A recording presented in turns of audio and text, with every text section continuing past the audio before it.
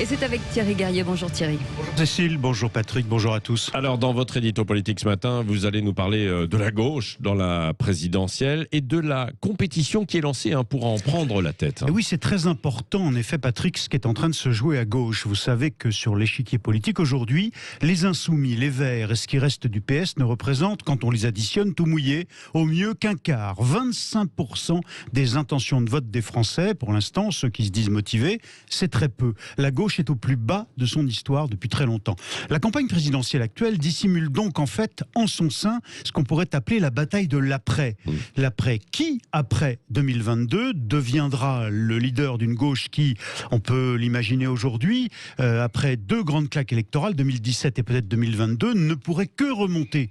C'est ça auquel je pense, ils sont obsédés. À la fois Jean-Luc Mélenchon, Yannick Jadot et même derrière eux, Anne Hidalgo. Donc aucun des trois ne croit vraiment devenir président de la République l'année prochaine. Oui, enfin tout de même, il y a Jean-Luc Mélenchon qui était en meeting hier à Reims, qui a répété plusieurs fois que pour lui, la victoire est possible. Alors bien sûr, il veut encore y croire, Jean-Luc Mélenchon, et on le comprend, le chef des Insoumis, car dans toutes les enquêtes d'opinion, c'est toujours lui, le leader de la gauche actuellement, avec à peu près 9% d'intention de vote, devant Jadot et loin devant Hidalgo. C'est beaucoup moins que ces 19 points du premier tour de 2017, mais Jean-Luc Mélenchon veut croire qu'il peut pourtant faire mieux qu'en 2017. En fédérant tous les déçus du macronisme à gauche, alors il cherche à convaincre les abstentionnistes, c'est sa cible principale, et notamment les jeunes, les gilets jaunes, les électeurs de banlieue mécontents, qui ont renoncé à s'exprimer dans les urnes jusque-là. Il leur propose de rejoindre son Union populaire, nouveau nom donné à sa campagne électorale. Mais du côté des Verts aussi, on assure être la force centrale de la gauche. Oui, et Julien Bayou nous le dira sans doute tout à l'heure. C'est tout le pari de Yannick Jadot, qui a déjà dépassé Anne Hidalgo dans les sondages et qui prétend prendre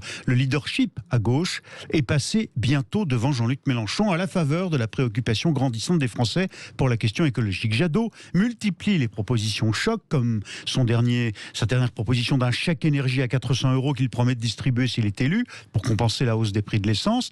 Yannick Jadot veut déclencher un réflexe de vote utile à gauche en sa faveur et capter, par exemple, les électeurs sociodémocrates écolo-compatibles qui sont déçus du vide de la campagne d'Hidalgo. Ah bah tiens, et Anne Hidalgo alors, où en est-elle ? Alors la deuxième phase de son opération Hidalgo-Élysée 2022, opération lancée bien avant les municipales par son mari, l'ancien député PS Jean-Marc Germain, et le sénateur socialiste de Paris David Assouline, et son ancien adjoint Jean-Louis Missica, ses plus proches conseillers, il y a plus d'un an, je vous l'avais déjà raconté ici. Cette deuxième phase est en route, la formalité investiture du PS a eu lieu jeudi, le parti est officiellement en campagne, et la candidate a commencé par un discours à Valencia, en Espagne, au congrès du PSOE, le Parti socialiste espagnol, pour se donner une stature internationale. Anne Hidalgo, qui a déjà perdu la première manche, puisqu'elle est autour de 5% d'intention de vote, n'a d'ailleurs plus que 7 atouts, ce qui reste de la machine PS. Beaucoup moins de militants qu'avant l'effondrement Hollande-Hamon,